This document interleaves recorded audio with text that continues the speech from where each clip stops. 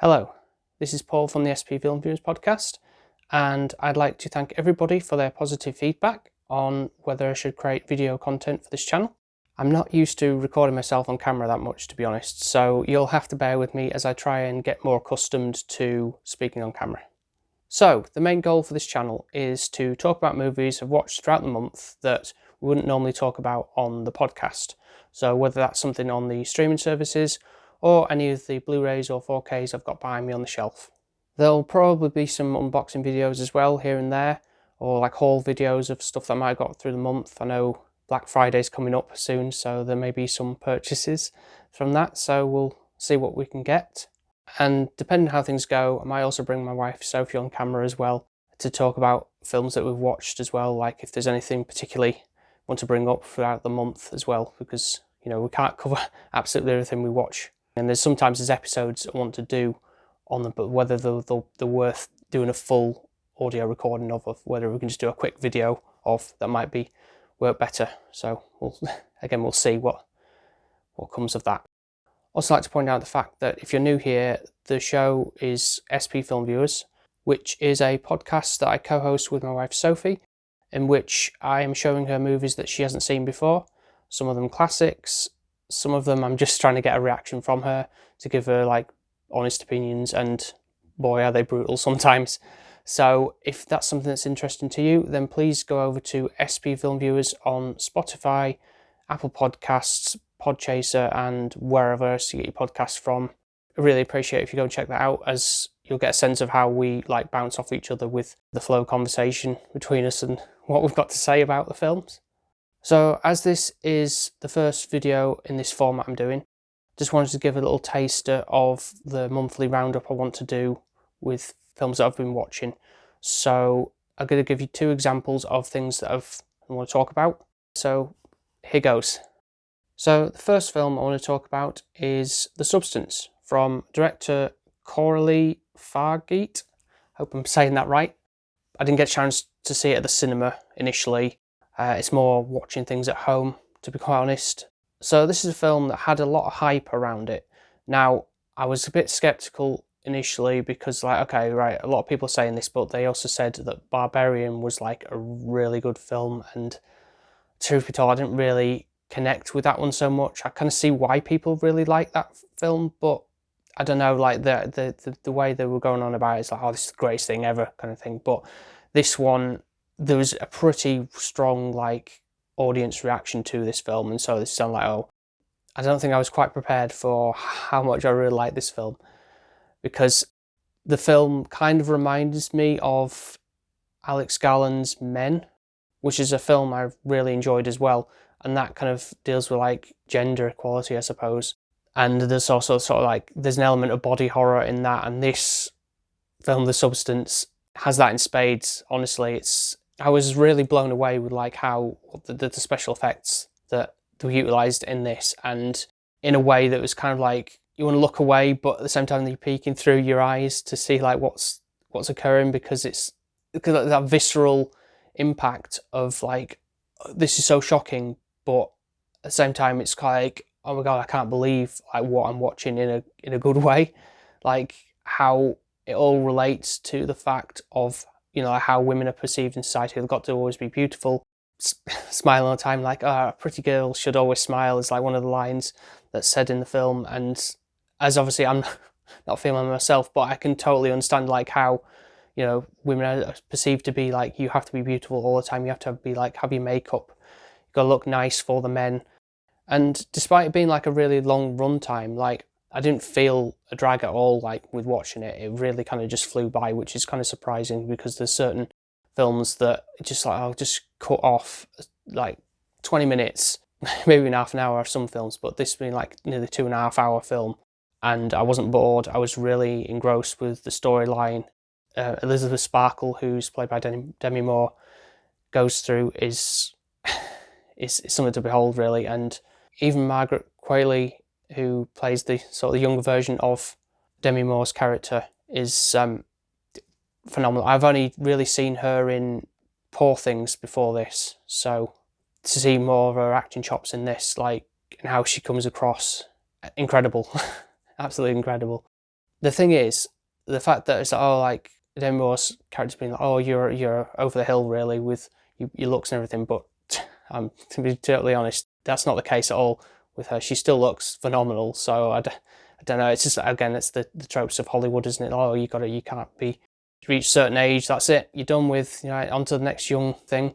So the thing that it's saying about like what the film industry is or television and whatever kind of stuff like really, and they say like the level of horror that is involved in the film, so great. Like very much like Cronenberg-esque with what it's going with the body horror. And there's also like, I think with like cinematography framing, it's very reminiscent of like how like Stanley Kubrick's work is, or like The Shining perhaps. Obviously that's like one of my favourite films, so that's a good tick there for including something like that works in that way, that kind of just like framing of a shot in a way that's like mirrored, like the hallways and stuff, and like the carpet and everything, like just love it. So that film I've logged on Letterboxd, and if you want to follow me on Letterboxd, it's SP_Filmviewers to see all the other films that I've kind of covered throughout the month. But I gave this one a 5 out of 5. I had strong suspicion I was going to like it, but it turns out I absolutely loved it. And whether it's worth doing an episode with Sophie on it for SP Filmviewers podcast, I think there'd be some good content there. So if you are interested in that, please let me know and we'll try and make that happen. So that was something I watched on the streaming service, which was Mubi. As I don't think there's a disc out for it just yet, but definitely something I would definitely consider picking up, especially if there's a 4K version of it. So the second film I want to talk about is something I've got on physical media, which is Terrifier 2.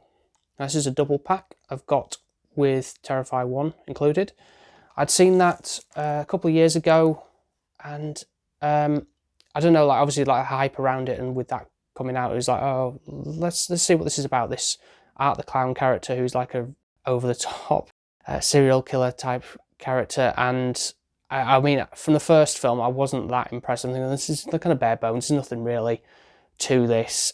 And then as time's gone on, obviously this year there was the announcement of Terrifier 3 coming out. So I was like, okay, I put it off for the longest time because with people saying, oh, it's really, really gory, which I'm not super into, like the, killing for the sake of killing, really, just to get some shock value of that. Whereas I know like, that might sound daft because of what was in the substance, but Terrifier 1, there was the one sequence where it's like, oh, a woman gets like split in half down the middle, and it's thinking, oh, okay, this is way over the top. Like with that, even though it's trying to make it look realistic, it doesn't feel it, and it's like, oh, is that all you've got to show me, really? So with hearing stories like, oh, people have been sick from watching it, it's like, oh, I kind of want to watch it, but I don't at the same time, so I put it off for the longest time.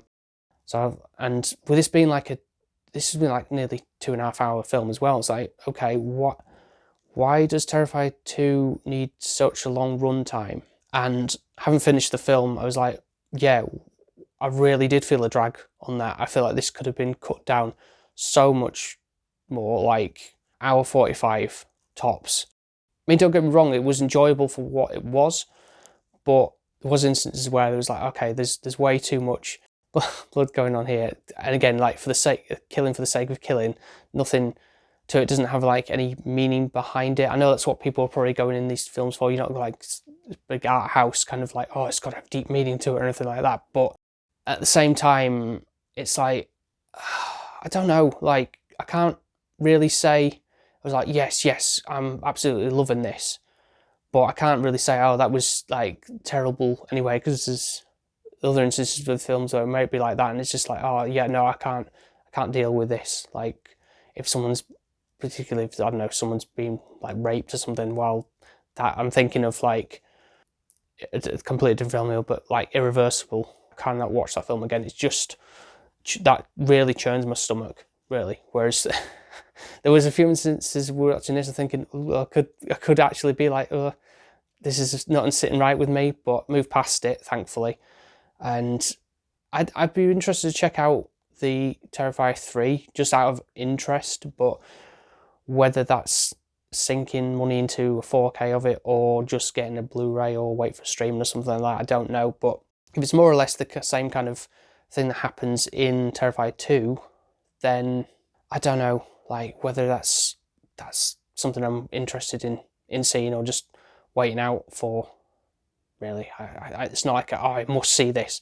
I'm so invested in the character, because I mean, he's unique. I'll give him that, but I just don't know what there were certain parts in the film where it was kind of like justification of like, why is this not finished now? And don't get me wrong, Damien Leone has obviously got much of a higher budget this time around, and for more of a story to develop. And the actress Lauren Lavera, who plays the character Sienna, is like, yeah, she's great, and obviously like you're really rooting for her as a character, whereas there's other characters that aren't necessarily like douchebags or anything like that. You just want to see killed, and so you do really feel sorry for like people who do get offed. Like there's no, yeah, I kind of annoy a little bit, I suppose. But I guess again, you're not here for that. You're here for the kills and stuff. Like even if they're not really deserving of it, there's got to be some casualties, hasn't there, to drive the story. But like I say, the story went on a bit too long. I feel like even around the 2-hour mark, I think, okay, it's got to be wrapping up now. No, it's still going on for another 18 minutes or so and into the credits. It's like, oh, come on, right? Just, yeah. So for Terrifier 2, I'm going to put that at 3.5 stars, or 7 out of 10, really, if you want to do it by that system. I normally do that on the podcast with out of 10 rather than the Letterboxd score of 5 stars. But yeah, so there we go. There's 2 reviews for you to give us a sample of what I've been watching. So if you enjoyed this video, please give it a like and comment below any films that you would like me to check out for reviews. Lastly, if you would like to follow us on the socials, you can do so by going to Instagram, Twitter and Threads, following us on the handle SP_Filmviewers. We're also on Bluesky now, which is just SP Filmviewers, all one word. So you can follow us on there as well. So thanks once again for watching. Hope you've enjoyed, and I'll speak to you next time.